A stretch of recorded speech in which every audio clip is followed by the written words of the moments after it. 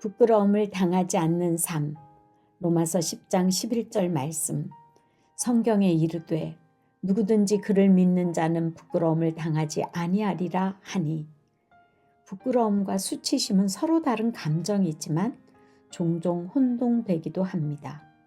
부끄러움은 자신의 정체성에 대한 부정적인 감정으로 타인의 평가에 민감하게 반응합니다.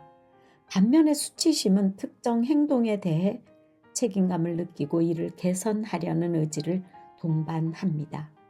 부끄러움과 수치심은 모두 개인의 행동이나 사회적 상호작용에서 발생하기 때문에 비슷하게 보일 수 있어도 각각의 맥락과 반응이 다른 감정입니다. 일상에서 부끄러움을 당하지 않으려면 어떤 지혜가 필요할까요? 첫째, 믿음의 기초 위에 서야 합니다.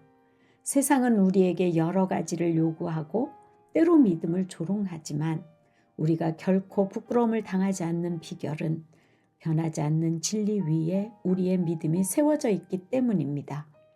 누구든지 그를 믿는 자는이라는 말씀에서 믿는다는 것은 신실하시고 약속을 어기지 않으시는 하나님을 믿는다는 고백입니다. 세상 기준이나 사람들의 평가에 휘둘리지 않고 하나님 말씀에 근거한 믿음을 가지고 담대하게 나갈 때 우리는 힘을 얻게 됩니다. 하나님은 신실하셔서 우리를 항상 사랑하시고 우리를 위한 최선의 계획을 갖고 계십니다.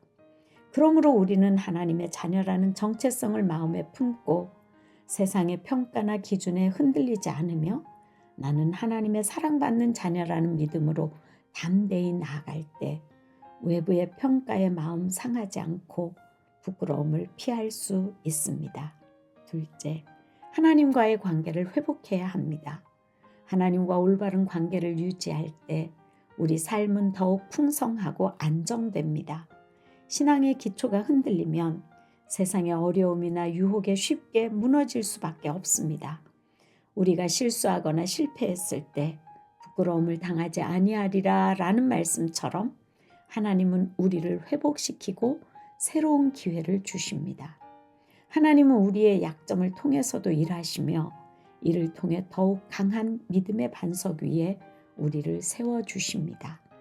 하나님과 친밀한 사람은 자신의 미래를 하나님께서 책임지신다는 확신이 있습니다. 아무리 힘든 상황이 닥쳐도 하나님이 주시는 소망을 품고 나가면 부끄러움을 당하지 않고 담대히 살아갈 수 있습니다. 셋째, 자신의 모습에 솔직해야 합니다. 세상 기대에 부응하기 위해 자신을 숨기거나 꾸미고 싶어 할 때가 참 많습니다. 그러나 하나님은 우리가 가면을 쓴 모습이 아니라 진실한 모습을 요구하십니다. 약점과 결점을 인정하고 하나님 앞에 솔직하게 나아갈 때 진정한 자유를 경험하게 됩니다. 진실한 삶은 부끄러움이 아닌 자부심을 가져다 주며 사랑이신 하나님과의 관계를 더욱 깊게 만들어줍니다. 거짓 가면을 벗고 다른 사람에게 사랑을 베풀고 그들의 아픔에 공감하며 살아간다면 부끄러움을 당하지 않을 것입니다. 부끄러움을 당하지 않는 삶은 믿음의 기초 위에 서서 하나님과의 관계를 회복하며 자신의 모습에 솔직하고 사랑을 실천하는 것입니다. 하나님의 자랑스러운 자녀로서 하나님께 영광을 돌리고 하나님의 사랑을 세상에 전하는 통로가 되기를 갈망하며 하루를 열어갑시다. 함께 기도하시겠습니다. 부끄러움을 당하지 않는 삶을 살게 하시는 하나님 아버지, 세상의 평가나 기준에 휘둘리지 않고 오직 하나님의 사랑과 인도하심을 의지하게 하시니 감사합니다. 하나님의 자녀로서의 자부심을 가지고 살아갈 수 있도록 우리를 인도하여 주시길 간구합니다. 실수하거나 실패할 때 주님의 은혜로 회복될 수 있음을 믿습니다.